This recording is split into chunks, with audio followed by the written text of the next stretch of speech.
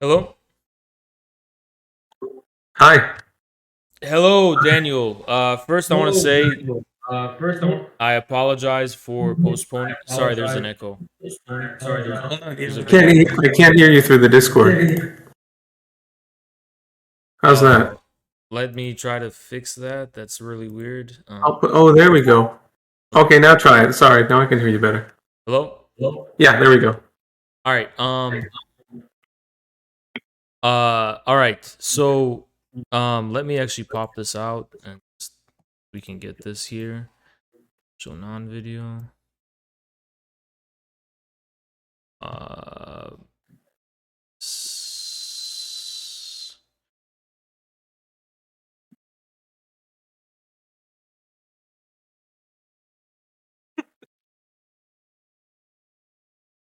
All right, perfect. All right, so the first thing I want to start this off. Sorry, let me just resize this. Oh my god, such a. Why is this keep happening? Trying to fucking.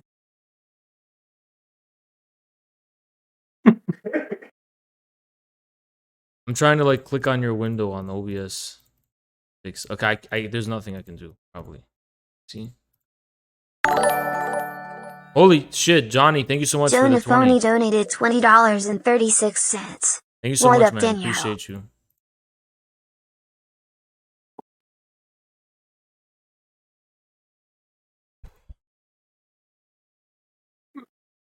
Okay. All right. There's nothing I can do about it. We'll just have to go with Okay. this. Anyway, yeah, I just want to start this off by apologizing for postponing this for so long. But I did manage to finally decide that it's the right time now.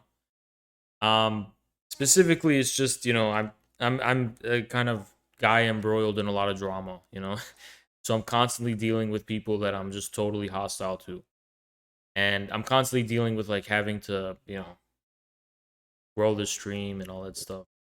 I am very glad to have you on, and very glad to finally be able to talk. So, you want to Well, introduce yourself to the audience, or? yeah, sure. Thank you for having me on. And no apology necessary. I'm just glad to, I'm glad to be able to talk to you. I mean, I'm coming to you. I'm coming to your viewers with a request, which is, I think, urgent, which is to uh, sincerely, thoroughly endorse the LaRouche policy to prevent a nuclear World War III and to develop the world. So that's why I'm here. That's why I'm talking to other people too, like my friend Caleb. And I've been working with the LaRouche movement for 10 years. And when I started working with LaRouche, he was saying when the assassination of Gaddafi happened that this was actually intended to target Russia and that this was a move for World War III. And I thought he was insane. And then I ended up quitting my job and working with his organization. And now here we are, and it's pretty apparent that that's what the whole thing was, that he was right all along, and that his policy solution, which is the World Land Bridge, is the way to go. So that's why I'm here. Yeah, I personally 100% agree with the land bridge proposal. And I'm also interested in LaRouche's views about the difference between the British so-called free market laissez-faire system versus the American system, which is based on developmental investment banks. So one of the things that so first of all, I'm interested in your views on this. What are your views on the current state of American politics and political parties? Because I don't think the LaRouche movement is its own party. It's more like a interest, right? A pack. Yeah, well, we're a philosophical association. We're trying to create a renaissance. We're trying to communicate certain scientific discoveries that Lyndon LaRouche made between 1948 and 1952, which made him the world's most accurate economic forecaster of the whole 20th century and still today. And the basic thing that we're saying about this political situation today is if you want to intervene effectively, you got to look from the top down. And that's what, electoral politics prevents you from doing in large part. So the top down question is that today, Tony Blinken announced that he gave written responses back to the Russians about the two proposals, or about one of the proposed treaties, and NATO did the same thing at the same time. And right after delivering this, he announced out loud that they're not at all going to go along with one of the required stipulations, which is an agreement to prevent NATO from extending into Ukraine. And then today you had 27 Russian diplomats were expelled from the Russian embassy in Washington, D.C. So, and everyone knows, probably who's listening, about the proposal to move troops into Ukraine, American troops. I think 50,000 is the number. So basically, the Russians have made extremely clear. Dmitry Polyansky was on our Schiller Institute broadcast of last Saturday, and he's the first deputy permanent representative of Russia to the UN. They made clear that they're on the brink. They're at the very edge. And that therefore, Putin said, you're at our doorstep, we can't do anything anymore. And that therefore they need security agreements, otherwise there will be military technical responses, which could include the emplacement of weapons in Belarus. It could include nuclear weapons, nuclear bombs being placed on submarines off the east coast of the United States, and other things as well. So if you're going to get out of this, then you need a flank, because the British Empire, which is trying to push this whole thing to World War III, because of the collapsing neoliberal economic system, they are in a weak position because of the fact that the Chinese are executing LaRouche's policy. They're building the Belt and Road Initiative. They have a physical economic capability, which is the same kind of thing that the United States did under Lincoln during the Civil War, using the policies of Henry Carey, like you're referring to the American system of economics. And right now, Helga LaRouche, as head of the Schiller Institute, is saying, you got to get the four big countries to work together on what she calls Operation Ibn Sina. That if you want to flank on this condition of geopolitical warfare, where there seems to be no solution, no possibility of working together, then you need to identify the thing that is out of the blue, but totally necessary, and that's to rescue Afghanistan. And not just to stop the mass genocide of the Afghans, because there's about 22 million people on the verge of starvation. 9 million people are very close to death from starvation in Afghanistan as a result of U.S. Freezing the Afghan central bank funds. And we've been working with former U.S. Surgeon General Jocelyn Elders, David Satcher as well, former U.S. Surgeon General, and an advisor to the Afghan central bank, to say it's time for U.S., Russia, China, India to work together to develop an advanced medical system in Afghanistan, advanced infrastructure, and basically expand the Belt and Road into Afghanistan. And so this is called Operation Ibn Sina, which is a reference to the great philosopher and hero of Afghanistan from the Islamic Renaissance of about 1000 AD. Because we want to revive a commitment to that kind of focus on the sacred quality of human life. And then if you could force the US and the British, basically, to give in to this kind of policy of development of Afghanistan, then you might be able to get nations to work together. That's I see.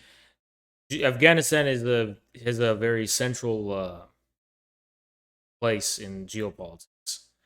So I understand how it's such an important part of any plan to unite the four major powers. But specifically concerning the United States right now, um, I am interested in third parties. I'm interested in starting a third party. And that's not just the Communist Party, which I think would. I see the third party as a popular front, right? Which would be composed of many different, diverse ideological character. Uh, I don't think that the two party system is any longer viable to realize any kind of change in this country.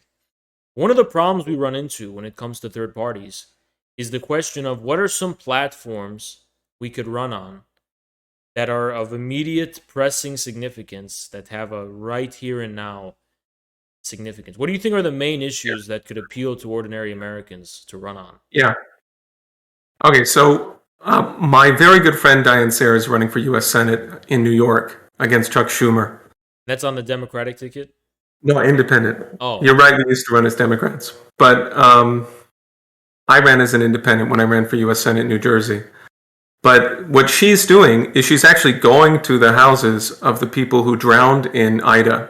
Because you remember in the Queens, you had people who drowned in their basements during Hurricane Ida.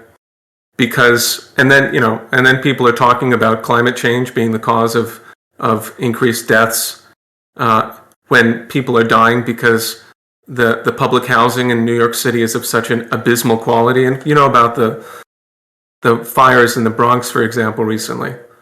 So what we're addressing that, which is the conditions of the least among us, right? The forgotten man. You have to fight on that basis.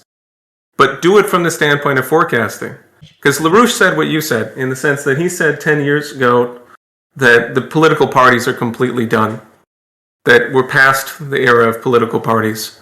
Either that or we're screwed for good.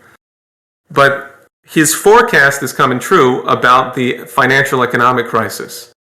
And I think that that's what you have to communicate to everyone that you're talking to, is that there's a crash that is ongoing, that in hyperinflation that has been engineered by the central bankers. They set this up back in August of 2019 at the Jackson Hole Summit. And what they did is they got together and they said, we should have financial regime change.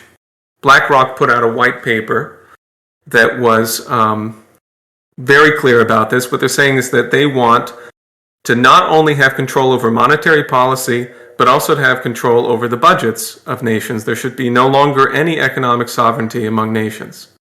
And the excuse that they give is net zero. yeah. Right, and that has yet led to what we've seen over the past couple of years, which is enormous money printing beyond anything before. We have a famine that is killing huge numbers of people, not just in Afghanistan, because of the breakdown of the economy that's being affected by the collapse of this system. And it's up to us to do the things that will actually do something about that, like Glass-Steagall, like national banking on the Hamiltonian policy, which is what the Chinese are doing, and then building up the public infrastructure that's actually going to make the difference. We have a new pamphlet we put out, which people can see on the LaRouche organization website, The Coming U.S. Economic Miracle on the New Silk Road. And what we're putting forward is, I think, something that, everyone who is looking at the world and looking at the collapse of the U.S. can support and fight for, which is how to actually build up the development corridors across the United States that would bring the United States economy to the same level of physical economic development that you have in China. So that's a program. That's what I see. So, one of the other crises we're witnessing here is the question of it's a kind of talking point. I don't know what your views on it are. I don't have any committed views. Not that. This talk of automation displacing jobs being outsourced overseas. Isn't there an element here of the need to restore U.S. manufacturing and these traditional types of physical jobs that were outsourced? And if these jobs are not, if there is a problem of traditional jobs, do you think that low reducing the workday and universal in. What are your views on this? Like talk of the Yeah. so-called fourth industrial revolution and the age of universal income, and is that necessarily tied to the Carl Schwab agenda of you will own nothing and be happy, the Great Reset? I think that it is. I mean, the assertion that increasing levels of technology are going to reduce numbers of jobs is simply not true. The issue is, what are you using that for? What are you trying to commit yourself to? And LaRouche, if you read his economics, I can really recommend. We're going to do a class series soon on his entire economic system, his discoveries. But his point is that you have to lift up the energy flux density of your economy. You have to lift up the capability to support more and more people at a higher and higher standard of living in the same territory. And if you're going to do that, then automating, your abysmal food factories or whatever bullshit people think, manufacturing is in the United States today. I mean, there's only like 11 million manufacturing jobs in the US today. It's collapsed massively since NAFTA was put in, and of course, since the 1960s, it's ridiculous.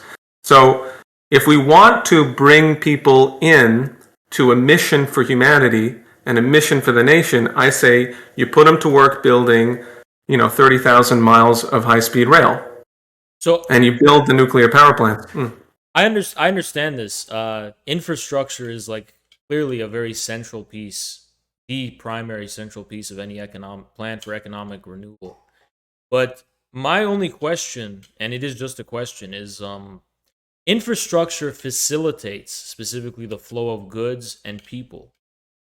My question is the flow of what goods and people for what purpose, right? Like at what point doesn't economies, for example, I can be speaking from ignorance, but um the standard of living comes from the fact that people are doing, they're having well-paying jobs, they're doing jobs that pay well, that make goods, make commodities that are sold on the market, right? And then infrastructure facilitates the flow of these goods and the flow of people.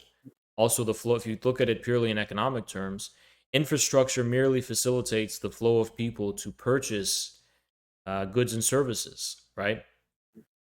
Um, so I think the question is, it's an open question about like the importance of the side of the things that are being facilitated by infrastructure, not just infrastructure itself, if that makes sense. Yeah, I know what you mean. I mean, I'll take it from LaRouche's approach. The The purpose of economic growth, LaRouche says, is not economic growth. That's not really the point. The point is that you want the creative individuals in your society to mature at a higher and higher creative potential. In other words, you want to give an increasing margin of your population an ability to live in such a way that they can contribute to humanity by making a unique discovery, for example, or by communicating the unique discoveries that have been made and allowing them to be adopted by a society. And that is the mission of economics. Economics is just making that happen. So it has nothing to do with money. People think that money is economics. It has nothing to do with it. It has the commitment that we're fighting for is to figure out what causes these successive leaps in capability of an economy. Like, for example, if you go back to the beginning of the United States, we were working completely off of wood, right? We're burning wood in order to run our economy. And we had something like 3,000 watts per capita people were using in a fire-based economy. It's 30 times greater than if you didn't have fire, right? By the time you get to the 1920s, it's 5,000 watts. We're using coal. 1970, it's 10,000 watts. We're using oil, natural gas, and limited amounts of nuclear power. So today we should be at like 40,000 watts per person if we had nuclear power. If we had that across the world, we'd have this increase of that capability. Socialist US to pursue a but today in the world, foreign policy. the average is something like 2,400 watts per capita. It's the same as it was in the US at the founding 200 years ago, more than 200 years ago. This is economics from a LaRouche's standpoint. I agree with you, but my question is more about the question of jobs. Like, there has always been standard forms of labor. As much as I agree 100% with you that as a humanist, as a Marxist even, Marx talks about how the goal is to unleash man's creative powers to pursue the aesthetic and scientific, the latent forms of creative, aesthetic, and scientific work that they're capable of, right? On their free time, basically.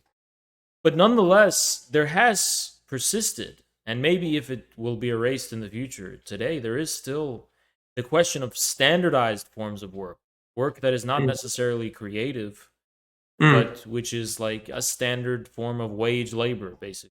Or if it's not wage labor, it's just some form of standardized labor in general, right? And my question is, what future do you see for that? Because in the United States, the standard form of labor has been, like in industry, right? Jobs that have been outsourced. So what is the future for the types of job, or is maybe your argument basically that when we set the foundation for an energy and revolution that will lead to an economic renewal, the necessary basis we don't have to worry about the types of jobs and forms of employment people have, because new forms of business and economic activity will flourish because of that. But that still leaves open the question of what will the standard form of labor be, or what is the standard form of labor in the 21st century? I guess the way that I can answer that, if you imagine that what it used, I think to put it in context, you think about what the man said to his grandson when he brings him to the Hoover Dam, and he says, "We built this for you." And people worked at the construction of this great infrastructure capability in the New Deal because they had a mission to make a better condition for the generations that come after.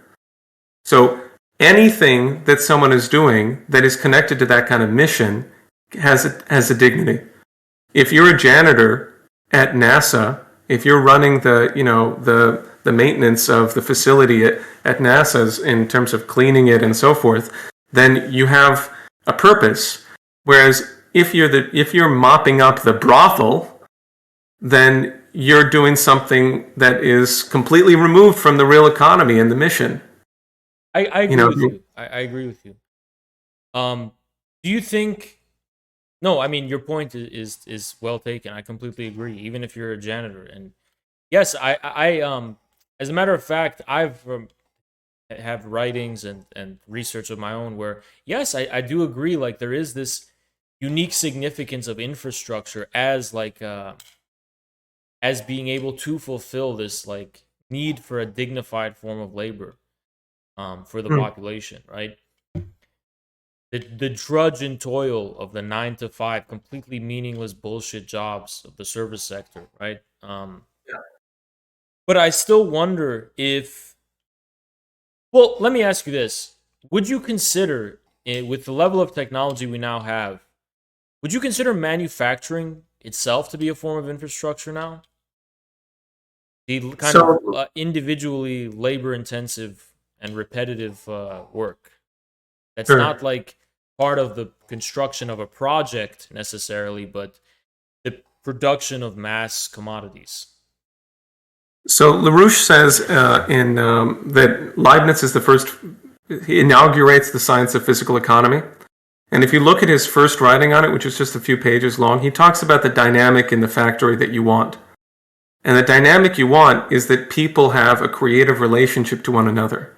They're solving problems. They're figuring out, how to become more knowledgeable about the principles behind the process that they're working through. And we don't have anything like that because we live in a satanic neoliberal economy. It makes no sense. Nothing that you do makes any sense in the United States anymore. Everything is completely upside down. The people who make the most money are the biggest swindlers and the cheaters. And then, every physical part of our economy is controlled by cartels, like the food cartels. So that's the sort of determining cultural characteristic of our system, and it's got to be shifted. You got to create the scenario where people have a human relationship to one another, even within whatever condition they are, like manufacturing. Whatever kind of job. I mean, especially, you might say, in that kind of situation. Right, not to push back. It's kind of like a bad tendency I have, because to be very clear, I find this an extremely admirable vision that LaRouche movement has, and specifically like that, the participation in the projects of human infrastructure, and I guess in Marxist lingo, developing the forces of production, that this can be the source of a newfound sense of human heroism and human creativity, dignity. I mean, there's a movie that China released, The Wandering Earth, which kind of reminds me of that, right? It's like life's prime want becomes participating in this kind of engine of human growth and innovation. It's a very inspiring and compelling vision to me. But my pushback comes from this kind of devil's advocate, I guess. I don't know what I would call it, but the inner materialist within me says, to me, I see this as like very lofty and heavenly, and that's why I admire it as good, right? It's lofty, it's heavenly, it puts our gaze toward the stars, if you will, right? Yeah. But I still think there is objectively just there is a reality of just toil and trudge, of just standardized work that does not necessarily directly contribute to any type of noble cause or even any creative pursuit, but just necessary standardized labor. Like, I think that's why manufacturing is an example of that. It's like in manufacturing, for example, the only time there's room for creativity is to change the very process of manufacturing itself. But between that, there is still the kind of pure, like let me put it in Marxist lingo, right? In Marxist lingo, in dialectics, there's the transformation from quantity to quality, right? And it seems to me that your vision focuses only on qualitative transformation. That's the creative process, basically, right? But what about the process between these of just pure quantitative grudge and toil, of just like, yeah, we need this much units of whatever, and there's just not a lot of room for creative input, or just kind of do it mechanically. And you get what I'm saying? Like in ancient times, this would be like the peasant who has to toil the fields. And look, there's not a lot of creativity. You grow the potato, and you grow maybe there can be innovation in how potatoes are grown, but until then, you have to do the work of what you already know. Does that make sense? I think it does, but what you're talking about is actually the need to fundamentally change the culture, to have a renaissance in the most beautiful ideas about the human individual. LaRouche's view of history is identical with Schiller, for example, which is that all of human history has been a fight between oligarchism and republicanism, or Zeus versus Prometheus. Because, anytime someone wants to halt technological scientific growth, it's for their own benefit. It's because they want to destroy the population. They want to kill people off. That's what the Great Reset is. It's a depopulation policy, and it's being done right now. It's killing large numbers of people. 47 million people now are in a stage of famine. And what we're looking towards is to create a society, a planetary culture, is a phrase he uses in his book, Earth's Next 50 Years, in which you have a dialogue of civilizations, and we see that which is in the image of the Creator in every other human being on the planet. And you have that as a policy of governments. That's what we're saying needs to be done, which is not pie in the sky, because that's where nation states come from, is people who had that idea and said, we need something based on the general welfare. So I hear what you're saying, that there seems to be some kind of, maybe this is too much, but I know that every human being has an immortal soul. And so I know that the lofty, the highest, the heavenly, is exactly what they deserve. I completely agree. I mean, make no mistake. I would never. I don't believe there's some human beings that are condemned to do repetitive mechanical work. I just wonder to what extent all of us are, to some extent, condemned to do forms of work in our lives that are not necessarily inspiring. Of like, if that makes sense, like just not necessarily that it's degrading, but just that it's just work you do out of necessity. But I think that it's kind of a convoluted philosophical tripe, right? Well, I have an answer to that. I'm going to try my best. Okay, I think that I believe that necessity and freedom coincide Yes, in yeah, humans, right? And that the crucial contribution of LaRouche to the idea of the science of economics is that he says this is the pathway to understand what's the necessary next scientific breakthrough, the next necessary philosophical discovery. And he points to this measure of increases in relative potential population density. That's a shadow of whether you're making sufficient creative progress, negentropic progress in your economy. And if you're doing that, then you can understand what needs to come next. So you can constantly make a progress towards a goal that is, that we'll never reach. We're never going to get to perfection, but we can always become more perfectible. Okay, and that seems to me to be the way that we should, reflect on our own nation and the purpose of it. Brink, I guess what I'm saying is keep bringing out the idea of the purpose.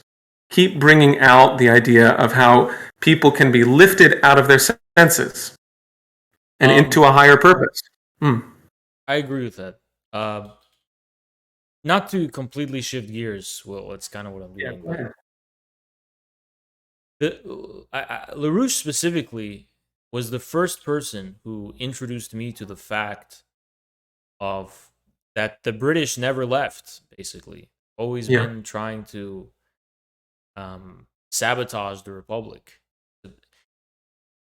To put this in terms that are more concrete to people, what do you think are examples of financial institutions and networks and organizations that represent that are like the basis of the British kind of control over our political and economic system? Okay, so the first one is the 1971 breakdown of the Bretton Woods system. Yeah. That basically from 1944 to 1971, you had a fixed exchange rate system that was based on a gold reserve standard, and nations could make long-term agreements about how to collaborate. And you could say, well, I'm going to make a loan to you, Mexico, in dollars, and we know how many pesos you're going to pay to pay it back 5 years down the road. And we're going to use that loan to build, railroads in Mexico. And you can't do that under a system of a floating exchange rate in which you have people like George Soros, who is he's just one of the crowd, right? But he's one of the errand boys for this system that attacks the currency of a nation like Mexico, causes it to collapse He did that to Indonesia, right? He did it to Indonesia. He also did it to Italy. In fact, it was reported that he was part of a group on Queen Elizabeth II's yacht who planned out how they were going to do that to Italy as part of bringing about the European Monetary Union. And this whole strategy has been to use money to control people. So people know about the IMF, they know about the World Bank, and these organizations which should be emitting long-term credit for increasing the the capability of these nations to serve their populations. Instead, they use bankers' arithmetic to cause you to be completely indebted. That's the debt trap, right? And LaRouche said in 1971, if this is allowed, you're going to have fascism, you're going to have World War III, and you're going to have mass population problems, including pandemics. So that's what I would point to. People should learn about the liberal system of economics. Um,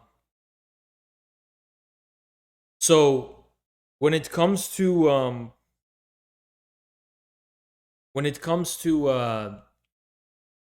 the question of the British continued influence in the U.S., we know about the intelligence agencies and all that. I have made the prediction.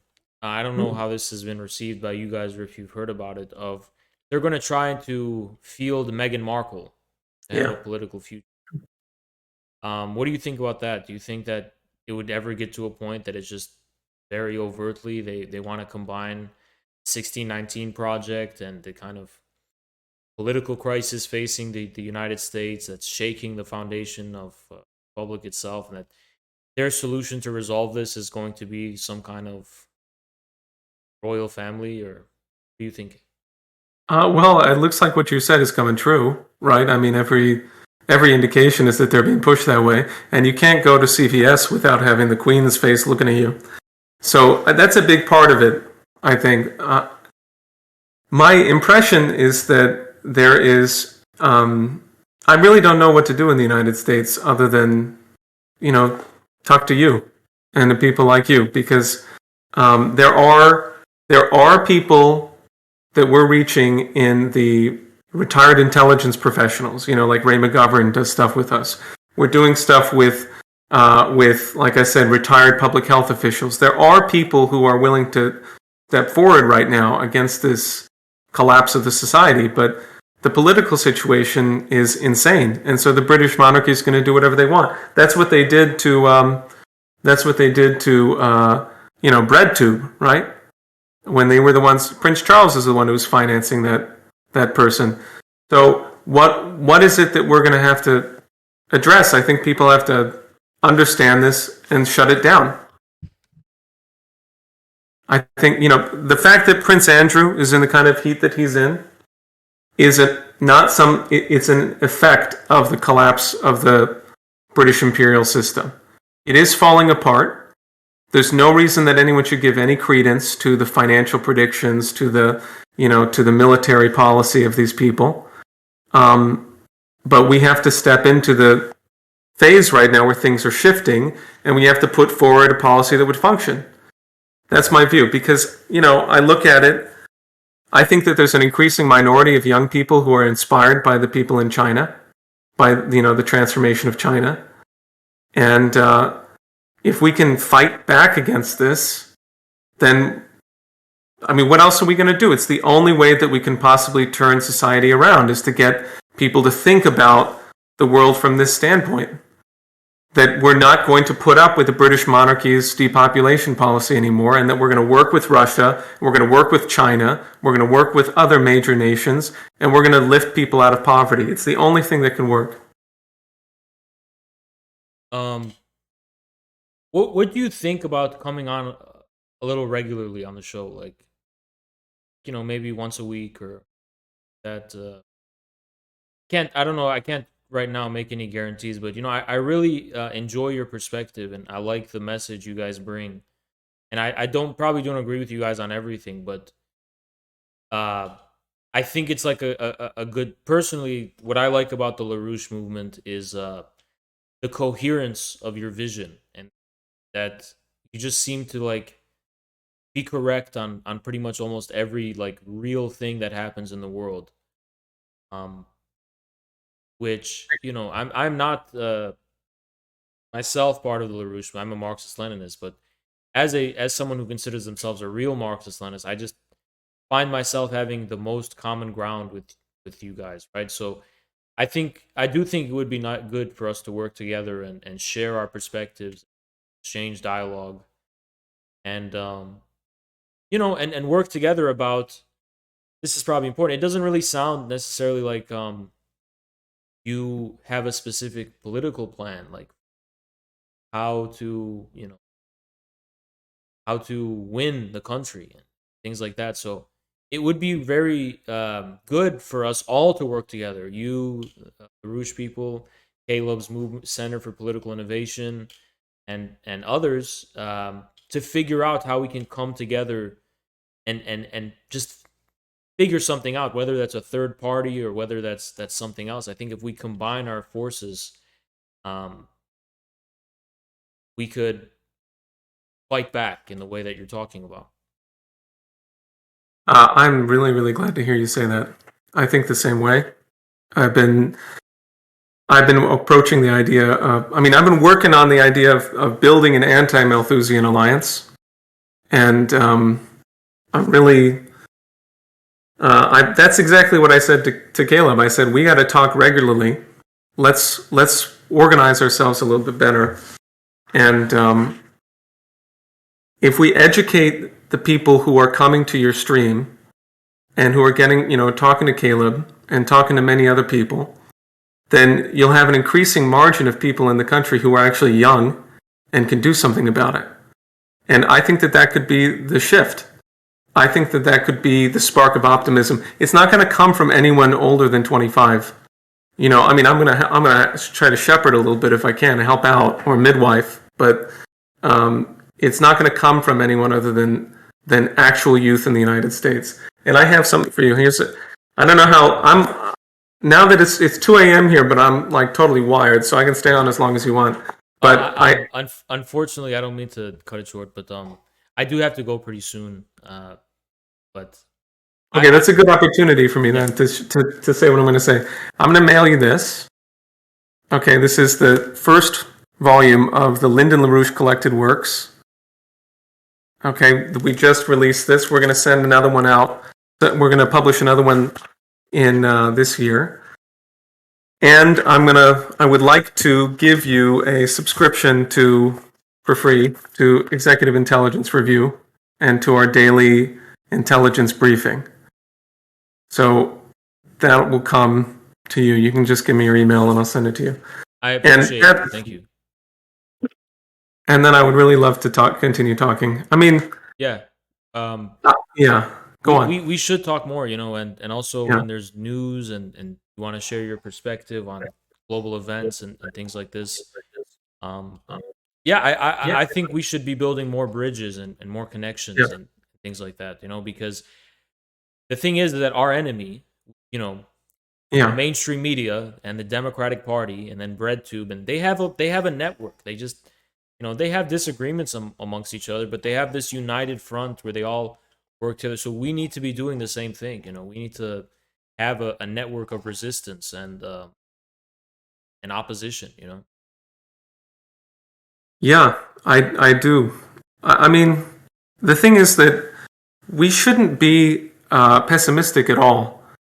We've got Xi Jinping with us, and we've got Vladimir Putin, and we've got many other people across the world. And I'll say further that people in the rest of the world, especially Russia, have a very high regard for Mr. LaRouche, who was thrown in prison, completely unjustly, and they tried to destroy his movement by doing that. And we're still here. And if these policies and these ideas are discussed and more people are willing to discuss them openly today, then I think that people in other countries will get the message that maybe the United States has a future, because otherwise they look at us and they think we're fucking insane and that we're about to blow up the world, which is what we're going to do. So if more of this can come forward, then I think we can change things. And I invite you to, we're going to have a conference with a joint conference with the Russian International Affairs Council sometime either this Saturday or next Saturday. And I definitely want to I'll let you know the information. You can hear about it. And you're welcome to get on and pose a question to the Russians from your standpoint, because that's the kind of thing that we should be doing, is, bringing you in as well. I would appreciate that a lot. Thank you so much. Yeah, and I'd have to check for this Saturday. I think next Saturday probably more guaranteed. But I also may be available this Saturday. Um, but that sounds amazing. Yeah, I'd appreciate it. Yeah, it's a great pleasure to have you on, and I have read some of LaRouche's works, and even where I may disagree with him, there's no question about the fact that he was a deeply brilliant and very, very knowledgeable person. I really appreciate his world historical vision, that it just encompasses all of world history, and is able to make sense and make connections between so many different things, right? And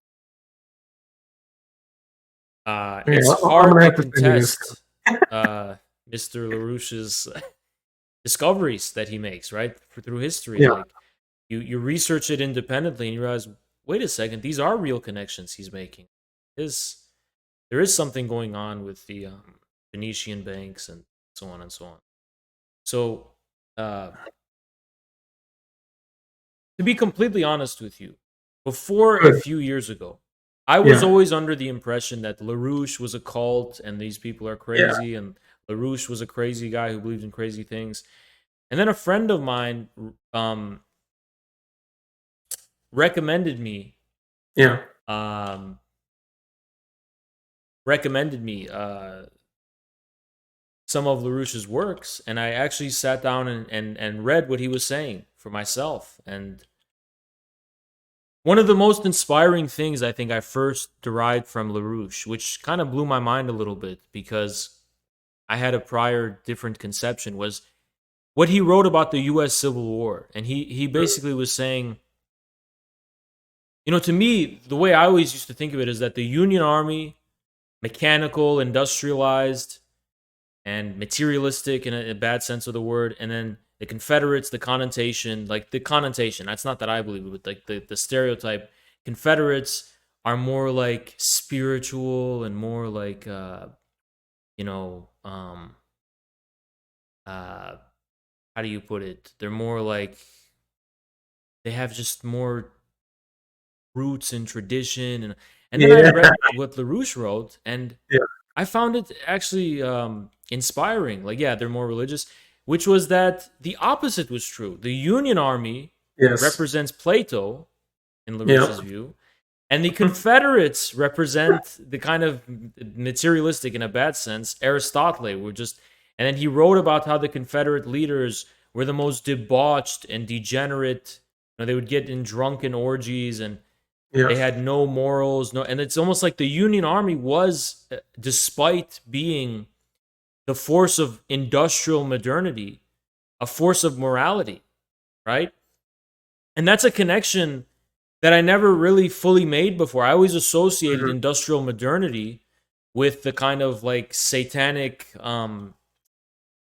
uh, um, bad materialism, yeah. and that the old kind of rule is more like spiritual. But LaRouche opened my perspective to these beautiful idea, and I'm kind of an artist first and foremost, so that's why I'm putting it in those terms. Of the Union Army was who represents industrial modernity is like this kind of Platonic uh, force of morality, right? So I really appreciated that way of opening my eyes to history.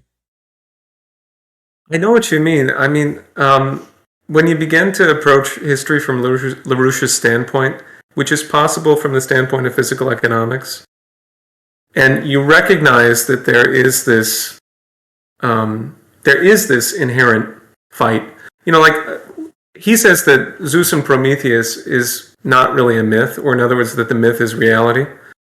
That you had ancient civilizations that were on the coast, and they were seafaring, and they were much more advanced than peoples who were in inland. And when those civilizations came in contact with the inland civilizations, they had a choice, which is that they could enslave them and rape them and kill them, or and loot them, or they could say this is also human. This is a human being, and we will give them the fruit of our science, our knowledge, our culture, and we will, uplift them.